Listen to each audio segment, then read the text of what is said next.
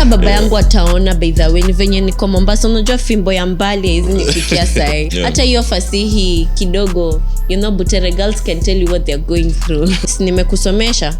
Si nimekubaia ABC, wewe climb bed. What is your favorite grandma? Mbona uendi? I go. I just don't go as much as I would love to. Sijui mbona familia ujifanyanga kebs wa Gikomba. Like wao ndio wanajuanga the standard of things that you're supposed to be wearing. Only with Gen Z. Nimesema mkate kitu sahi. It's only with na mtupendangi nyinyi. What's up with that? Contrary to what you're imagining, there's nobody who understands the dynamics of life like an older person who is older than you. Ushainunua nyanya kweli ati 38 bob a kilo. Oh my god. Of course pia mimi niko on radio mom, as you can hear. Niko na 7 days only, mara 3 kwa mwaka. Nitaenda vacation lini? Kidogo unaenda kusema video calls, ndio umesema hatuendi physically. No. Zoom call ni family time. Number za cabbage. The products za misheveve. Number za cabbage.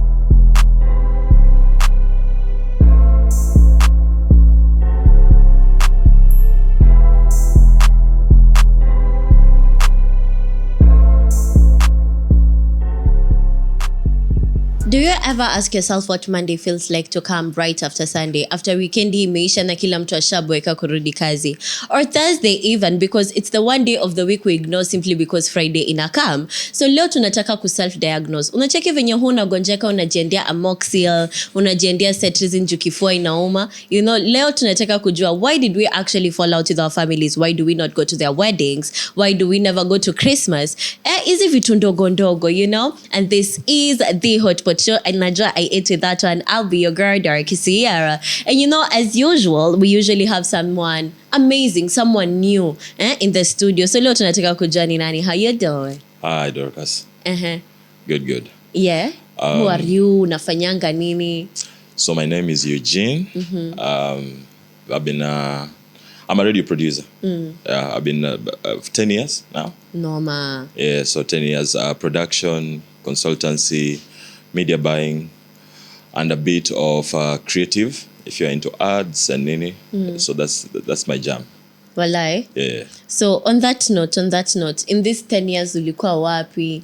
And what actually brought you to Mombasa? Unajua you can actually tell, walikuwa nasemanga aja wa Swahili, kuku mgeni akosangi kamba mjini. You know the way you're so chill with this English. Wewe si mtu wa Mombasa. I've been all over the place, different radio stations, different places, different experiences. The timeline, if we get into it, it's gonna take a minute. On that note. Yeah, so basically my entire life I've been working in radio. So either in as a producer or doing a bit of consultation or doing a bit of scripting. Or a bit of events. Okay. Yeah, but basically a career spanning 10 years. Nice. Yeah. So as a career man, yes. Unajua tunakuanga na those 21 days of the years yenye unapatiwangwa leave. Yeah. Do you go home or do you go on vacation? So it's tricky because the workspace for how radio works is a majority of the time. So let's start with the radio perspective of it. A majority, when people are on holiday, that's when for most radios, that's when they put their best foot forward.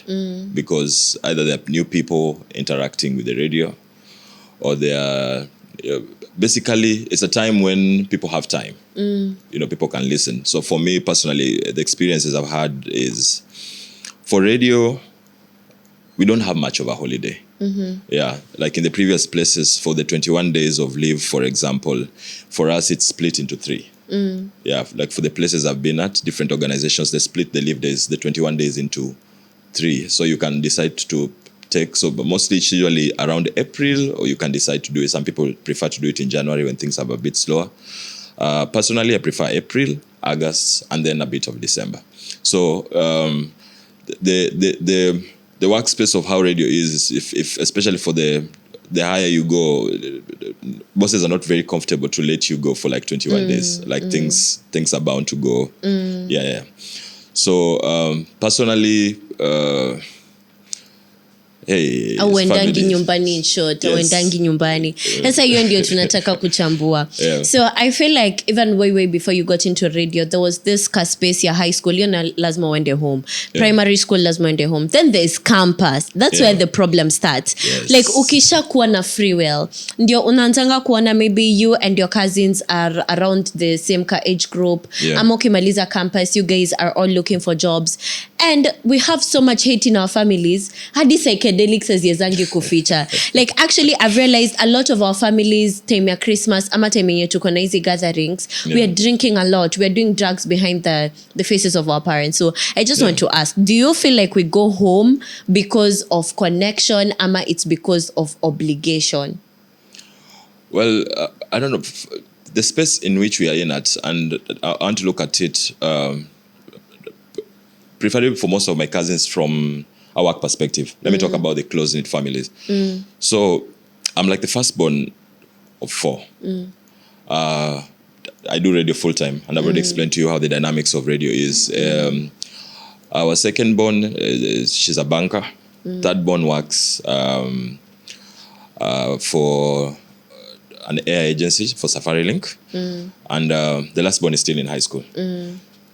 For them, for the bankers, you know how bankers are, eh? If you're getting a day off, it's maybe 1-2 days, 1 to 3 days, and then it's very unlikely that during the holidays they will get maybe like a day or 2 off. Now let's get into the airlines. Holidays is when a lot of people are traveling, making plans, vacations, and so you can already imagine just among my close-knit families how those dynamics look like. So I feel like the space in which we are in right now, it's not a matter of whether people feel like going. It's just that people, watu wanapitana.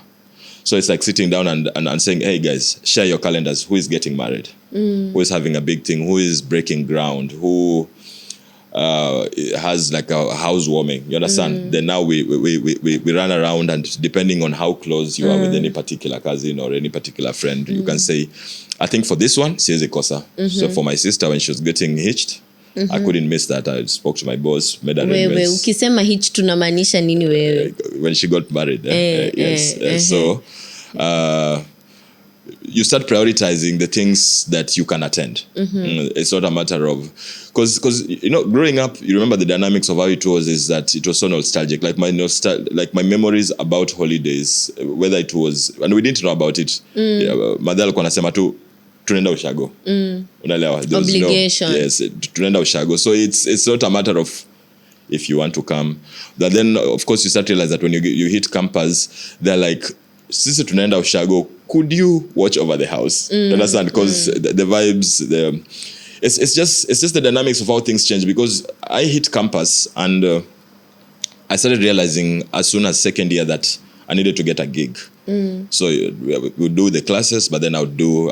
But then I set up. I used to produce music. So I had my own production studio, and I had my own clients. So for the holidays, senye watu wamefunga, that's the time my clientele would come. So like I think my mom sort of figured it out, and it's just like akachana tu na wewe. Yeah, well, you just make sure everything is all good nini, sisi tunaenda ushago, because then I would be there and I'm nini and I have to leave and I have to come back. They're just like, you just do your thing. So I think for a lot of people, and it's a lot of people's jam, it's like holidays for people who had sort of gigs or people who didn't want to come back to campus broke.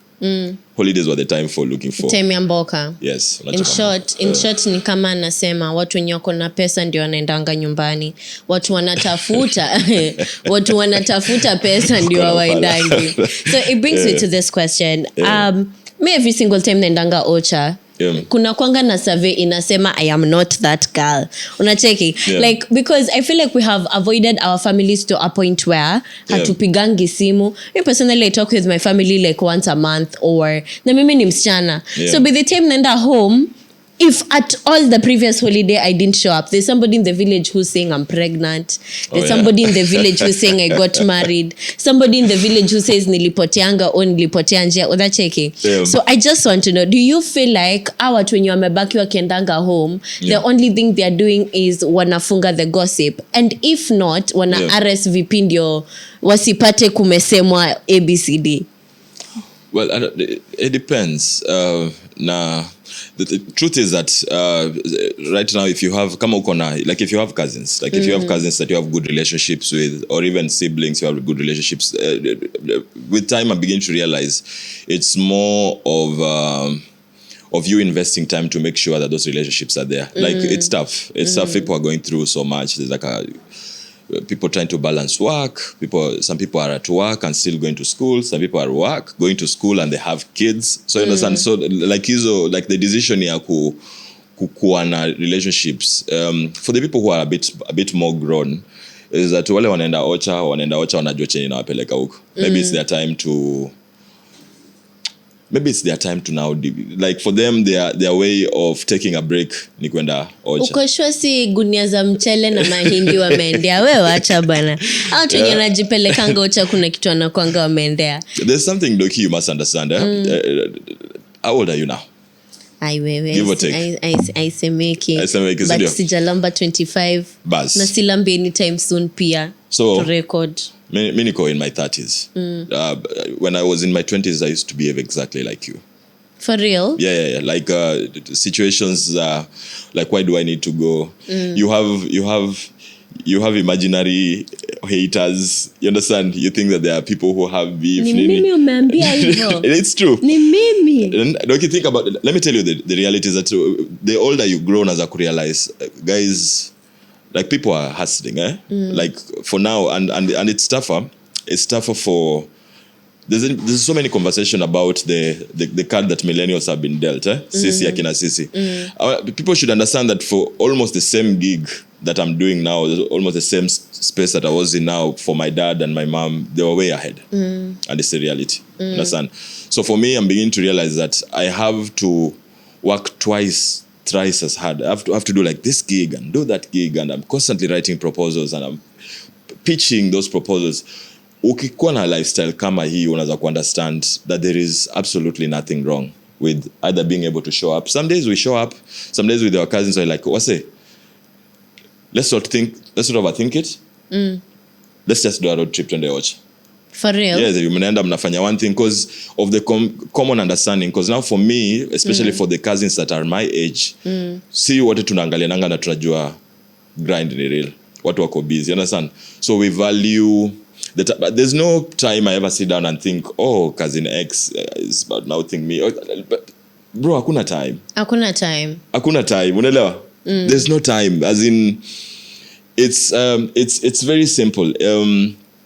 Kama tuna click, kama tuna work na tuko na common goals, you'll tend to find those cousins to be yeah, you understand? And then you realize that there's also these other cousins of dynamics. There are cousins who are prayerful, the church going ones. There are cousins, the shere cousins. There's the turn up cousins. There's the cousins who also have like a secret charmer that they usually do something and they're doing their table banking. You understand? So it's when you grow up, you start understanding that the dynamics vitu change, and there's nothing wrong kama if you and I were like besties, cousin besties. And then wacha bana, after many cooks sayati anga sijui what in my 20s.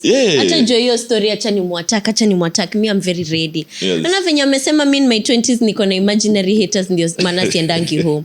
I say in their 30s they don't go home because wanaonekananga they're the bad kids. You know, there's something about being in your 30s and your parents making it a crime, the fact that you don't have kids, the fact that you don't have a partner, hujawahi waletea mtu nyumbani, the fact that ulichagua career path fulani yenye wao kwa nataka. Maybe they wanted you to go to school of engineering. Junayo mapenzi na kwanga transactional. Hata ikuwe ni mapenzi na nani, guy, you can ask me. So most of our parents want us to go to school of engineering. They want us to go get a PhD simply because of pesa yenye wanataka irudi. It's a return investment.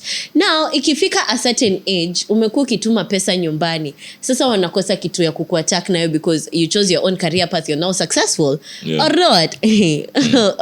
or not. So why is it a crime to be different in the family? Like, if you choose to have no kids, if you choose to not get a partner mapema, you know, these days men are marrying at 40. Na bado wanawake tunapatiwa pressure ya getting married at 25. Okay, so sijui kama ni group dynamics. So I'm going to share something because I can only talk about what I've experienced. So for me personally, I'm like 35. I've made it clear to my parents I never want to have kids. For real? Yeah, I don't have kids. I don't have a kid anywhere. It's a lifestyle choice for me. I don't have like nobody is. You understand? I have pets. I have Kobe, I have Kiki. Those are like my kids. Those are the group dynamics of who I am with. Naizi majina nani alizipea? It can't be you. It can't be you who named a dog Coco and Kiki. Mr. I don't want to have kids. There is a partner in your life. Somebody is cooking. When you're dating, when you're dating and people come through you, no one takes away your dogs. The majina zina speak. Yeah, but so anyway, basically, personal choices are what is for me. I would never, when I get into the dynamics of because people who are parents, like I have cousins who are parents. I have like my second born sister has like 2 kids. Tukikuja kwa holiday, the most I can do, because for them is also a time for a break, is to I'm the uncle who like, yeah, pandeni gari twende tukafanye nini, twende tukatembe, you know, to give them a break, to catch a break, because they also understand the dynamics of some of my friends who they're like, hey, bro, the parenting thing is good, but they, especially for good parents, I'm talking about good parents, you have to put in time for your kids, you understand? So the group dynamics and kama nyinyi cousins, to be honest, it doesn't really matter. You understand? Like for my parents, they wouldn't care less if they would want someone, but you know, like I would tell you right now, there is no, like, is there active pressure on you to get hitched? Yeah. The heck? For me, what's crazy is I'm an only child. Na tena mimi ni mtoto msichana. As much as I'm really, really thankful that I grew up craving academic validation. So I was always a book kid. Unacheki. But sasa when it reaches a point where usha graduate, usha pata your degree, then muna insist unataka kuendelea na masomo. You know, it reaches a point mzee, hey, wewe, kwani wewe ni wa rainbow community? We have never seen you with somebody. You never, you know. Yeah, it reached a point where I had to introduce my mom to my partner now, cause kulikuwa na maswali mingi, but anyway, that's a story for another day. That's a story for another day. Naweza kuwa nikijichomea. Unajua hizi vitu zina go to record. So it brings me to this question: the black sheep of the family. I feel like the black sheep of the family is always the most real person. Unacheki? There's always that kid who is using drugs bila kuficha. Kusema tu kweli, everybody does these things. Unaona dia amoxicillin unanunua over the counter, hizo ni drugs. Hizo painkiller unafanya over and over again, hizo ni drugs. But now there are those people who are doing drugs core. Like hiyo ndio aura yao, you know. Now these black sheeps of the family ndio unapatanga, they actually talk back, they call out the BS, you know. And for the longest time, these are the people who we have been hating on. Is it that sisi hatuna the confidence ama tunajificha behind their mistakes? Because if there's the black sheep of the family, you have space to do your thing uko nyuma na utawaionekana, you know. It's if the unconventional spaces that people are not comfortable with you're already a black sheep. Like the black sheep terminology to it. You know what I like about my younger sister, the one who works for the airline. She calls out BS. For real? She's like, I'm just not feeling that, and she'll express herself. But you see, that's a good thing about the space for where Gen Zs come from. As millennials, bro, we unaambiwa shule ni moja, unaingia hivi, unatoka hivi, and it's not even being told. It's a matter of understanding that there's only one chance. Have to go like that, and you start realizing very sure that there are people who don't have the opportunities that I have. You understand? So I black sheeps for communities, I don't know if it's evolving. Of course, there's people who sneak around and do their. Everybody has their thing. You understand? But I don't feel like it's a problem for group dynamics unless because those are parents, those are sisters, aunties who are cool, uncles who are chill, uncles who will be like, I can't wait for this thing to end so that we can go to our local and do our thing. You understand? So it's just everybody understanding that everybody has their thing and creating, you know, the family whip. Unfortunately, if a family does not have the family whip, the family whip is the guy who always made sure. Unakumbuka zile nini za kwenda to see grandma, there would be like one auntie who is like, where is everyone? Nani is calling now. You call sister one, call brother two, you understand? They're like, when are you guys leaving? When are you guys when that person is not there? Like for my family, I remember my mom and my aunt Jassy were always the family whip. So they always made that things are happening. You understand? In short, wao ndio walikuwa watiaji. Hao ndio watu walikuwa wanafanya watu wanakuja pamoja. Ai, uko sure? Hao ndio walikuwa wanafanya watu wanakuja pamoja, because think about it, why aren't guys visiting each other anymore? Mimi, I think the reason is because you see the older community that we are actually going to visit. You know, by the time we were like 35, see, we went your firstborn. Maybe say your parents are probably in their 60s, sindio? Like, but bado wana push. Now the thing with the older community is the fact that they crave obedience instead of respect. Unaona? They crave hobe, like mi nasema ukweli, hata baba yangu ataona, by the way, ni venye niko Mombasa, unajua fimbo ya mbali hizi nifikia sai. So they crave obedience in that I want you to do ABCD because this is what's supposed to happen. They don't crave change. Like, as much as, you know, watu wanaochingi TV kutuliko, they're still watching news. They know these things are happening. They're still watching. Unajua sasa tunasemanga fasihi ni kioo cha jamii. Hata hiyo fasihi kidogo, you know, Butere girls can tell you what they're going through. Wao ndio wanaweza funguka wakuambia what this fasihi has done to them, you know. And the thing is, as much as we usually crave this change, na wanaiona hivi, they're not willing to take it. Actually, unaambiwa climb bed. You know, nimekusomesha. Si nimekubaia ABC, wewe climb bed. You don't want to go and visit your folks, do you? Na nitakuuliza swali lingine tulenge hii story, by the way. Mimi wananitembeleanga. Wao kutembelea, yeah? Not everybody is here for a while. For real? Understand, yeah? Like your favorite grandma, go visit your favorite grandma. Mbona uendi? I go. I just don't go as much as I would love to. But then you have to understand that the reason why I don't go home as much as I would want to is because of just how adulting is. There's some cousins I would love to hang out with, but nikipata time, hawana time.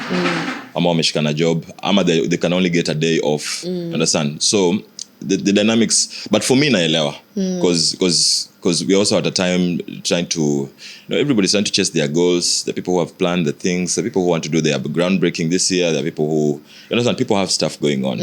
So you go home, you find time and go home, because I remember my favorite aunt Lucy. She actually alikuwa mkaaji wa Mombasa. She used to be the fun aunt who akifika tu hivi, you know, the food is gonna slap. You know, the chapatis are gonna be amazing, you know. Like there's what's this thing called?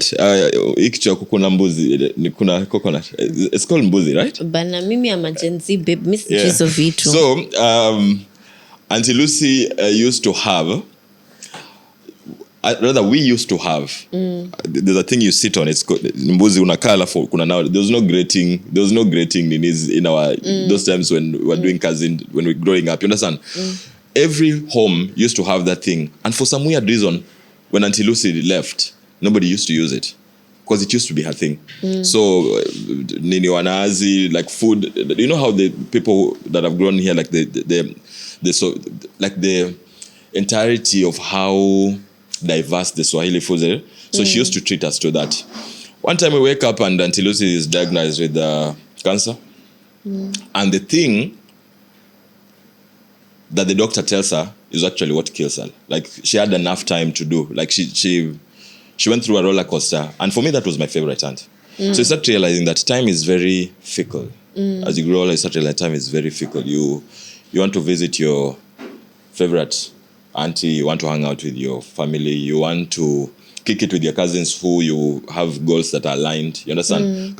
If that chama is the thing that puts you guys together, like us, we have a table banking chama for our cousins where we put money together. Then if someone is in need, you understand? So if that's the thing that brings you guys together,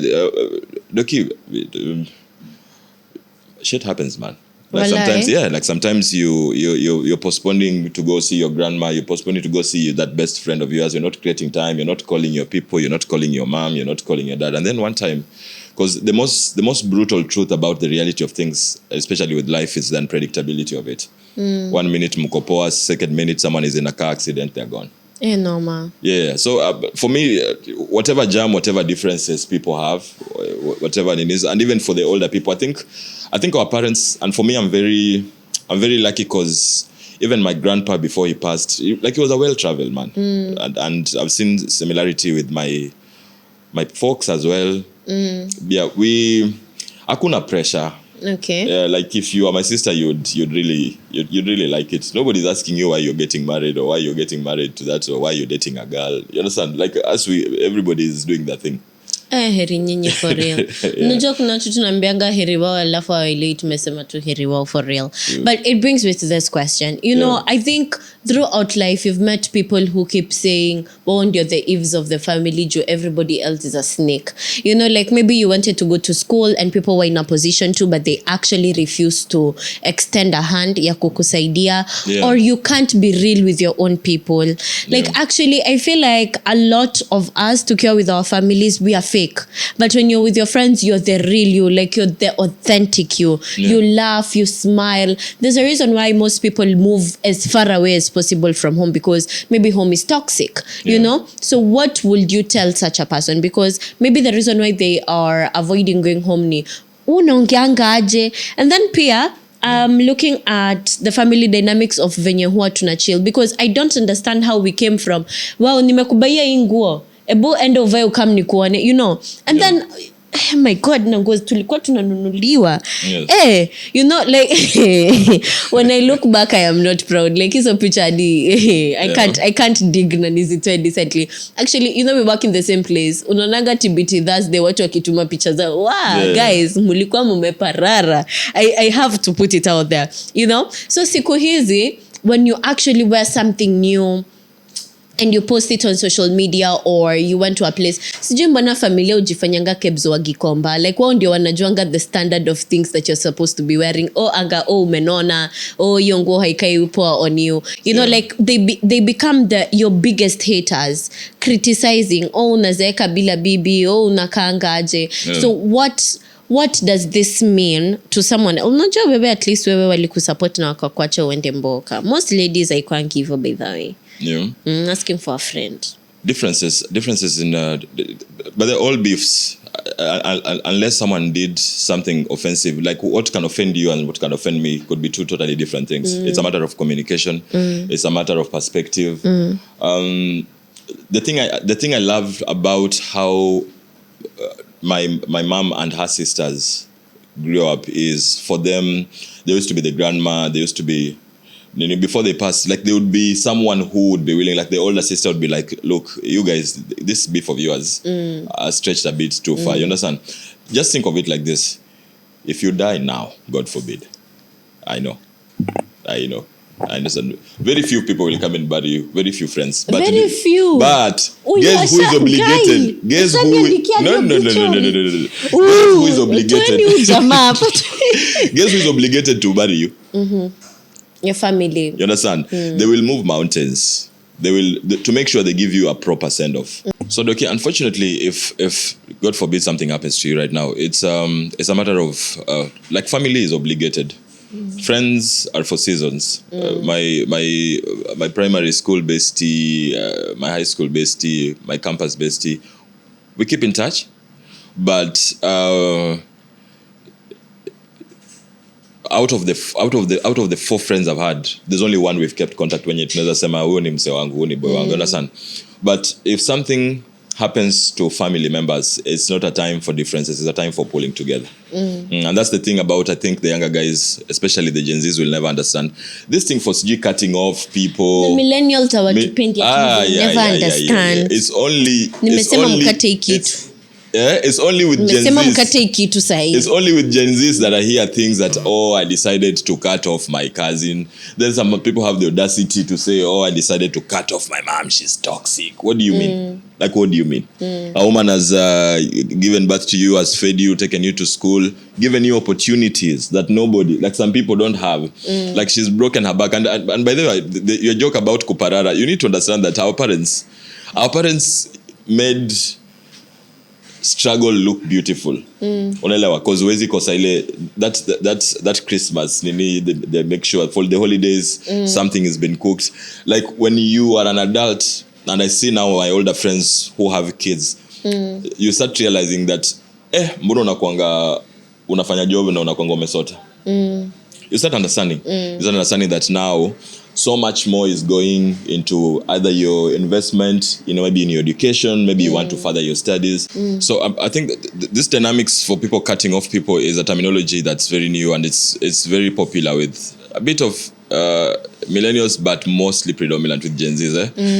Sisi, but we some of us were raised by communities, some of us were taken to school by communities. So it's more of the love is there, it's unspoken, but the obligation is louder. Yeah, your people are your people. End of the day. Yeah. Okay. I think the main thing that we Gen Zs have an issue with is the fact that the older generation is attuned to seeing results instead of progress. And for you to get results, there must be a process in between. And so if you're progressing, I think unafaa kuklape mikono, because when you look at the issues these people were facing back then and the issues juzi umeniuliza kwani naita the older generation fossils, ndo hiyo sasa tumefika ndipo. Like the issue is they see absolutes. They see an absolute of something that is amazing, or they see trash.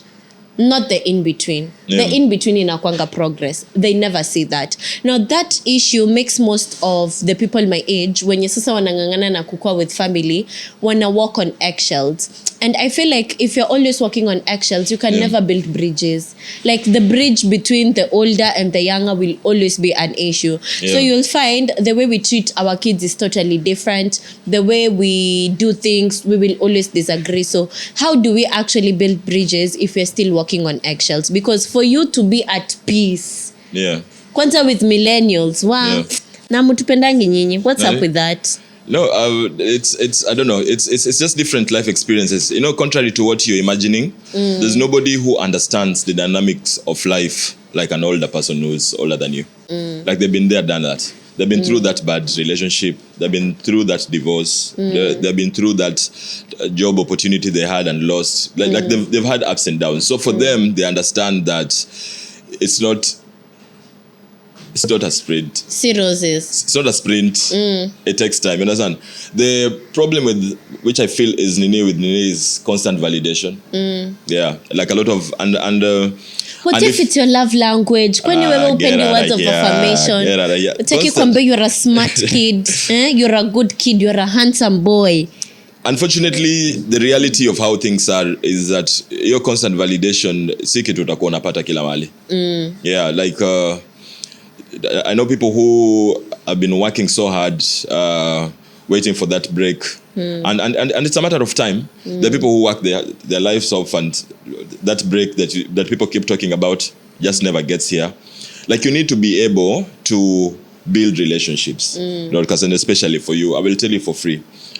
Figure out a way to build relationships that if anything was to happen to you, like now the things you're struggling with, because imagine the minute you're blessed with a kid, you're gonna need an older person who's been there and done that. Ama unataka kwenda kwa YouTube uanze kusoma ninis of how to imagine it will help, but there are things, because right now I sort of feel like everybody has become a profession. Like everybody has an advice of how you should date. This is how a proper man should be. This is how that by this age you should be. You understand? And these things, this social media, this pressure. Do you know why our folks are so happy and so content? No, and they're for some not weird happy. reason, the same people who romanticize suffering. The same people. When you unanuliza nyanya unanunua supermarket. We wacha. Hao watu wanaelewa. Hao watu they've been through knees and back. They understand the dynamics, and for them they understand that good things. I'm telling you, if you have parents who have made it out on the other side, they understand good things take time. You understand? Groceries and the dynamics of things are changing. If my mom is old school, akitaka kwenda kununua nyanya anaenda Kibuye. We have a market nini kama Marikiti called Kibuye in Kisumu. She goes there, she shops for the entire nini. But you start realizing that, by the way, why am I going here? And Naivas or Quickmart has offers for nini. They're going for like 38 bob a kilo. You understand? So it's a matter of preference. It's a matter of need. It's also a matter of opportunities. Ushainunua nyanya kweli ati 38 bob a kilo. Oh my god, kutupima lakini sawa. No, it's an example. Unajua this just umesema figa instead of figure lakini ni sawa. Unajua this lower men must give you pressure. Lakini ni sawa. So my take home for me, Doki, you build reliable relationships and friendships that will carry you forward, and especially if you're gonna be in a space where you build each other financially, emotionally. Usifike place yenye unakwama, una drown, and you have absolutely no one to talk to. But you see, the thing about building relationships is not, you can't have friends who you call twice or once in 3 months. Understand? It's an investment in time. If you want a good relationship with your folks, you have to invest time. If you want to have a good relationship with your mans, it takes time. Your time, you see, that work and time is what a lot of people don't want to do. So you for example, when you offend, and I see it so much with my younger sisters. They can do some very weird things, and then they gaslight you. It's like, you see, that guy's always like this, that guy's always, but you see it clearly. But see, for me, my understanding of my siblings is that the love for them, for me, for them is as unconditional. And I know they also circumnavigate. Hata wafanyaje, I know, been there, done that. Mimi siwezi relate to snanga siblings. Like, this is suffering that I will never experience. Like me. Yeah. But they say you don't need, families are not necessarily bloodlines. People have built family and friends. Yeah. Yeah. So building, the reason why these family gatherings are not as popular, not as nice as it is that very few people are willing to put in the time and work. Yeah. And that's just the absolute truth. Okay. Yeah. So on that note, we are not putting in time. Anga, we are the problem. Guy, akisijai ku attack TV. Ukiniona hivi. So it brings me to this question. What does family time mean to our generation, your generation and my generation? Because I feel like with this conversation, hadi na feel ni kama kidogo niko delusional with my imaginary haters, you know. I mean, difference yangu na wasichana wenye wako so delusional, wanauliza the king of the jungle, wanasema Aaron Pierre, that's Mufasa. Hatuna difference. So what's family time for us? And how do we actually create the bridge? What can we do more? Sisi wenye tunapatanga hiyo time. Of course, pia mimi niko on radio, mom, as you can hear. Niko na 7 days only, mara 3 kwa mwaka. Nitaenda vacation lini? Just think about, but for the others, what does this mean? What can they do different? Look at your siblings, look at your cousins. What can they actually do different? So I don't want to lie that I know that thing, but I can tell you about my personal experience. I have 2 friends, Ngaira and Odera, who only was said to me now tangu since a minute. And then my 4 favorite cousins. But then my 4 favorite cousins, we can put our phones on, go live on any of figure out and go on WhatsApp nini and do and group call, and one can be doing something, one can be ninis, or catch a drink. You understand? So for family time, the dynamics of things are changing. The good thing about now is that you don't have to physically go to your shags to see your favorite person, to visit your favorite person. Family time just means it's a balance. For this generation, it's a balance. Kidogo unaenda kusema video calls, ndio jumesema hatuendi physically. No. Zoom call ni family time. Family time ni ile kitu yenye unachukua tu time yako. So investing from anywhere. Yes, from anywhere. If you can. Lucky you don't like going home. You understand? There are people, let me tell you something about, do you know something? Do you know the thing about my dad? My dad goes home, Ocha, and religiously. And he used to go visit his mom. About a year ago, my grandma died. Yeah. But he still goes. And the thing about him and his brothers, December, they go. But you see, the thing about all these brothers, these siblings, they have kids. Sisi.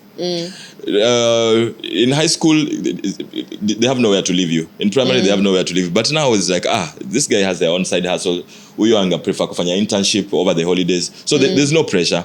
But for them, that is how they spend. That is the understanding of family time.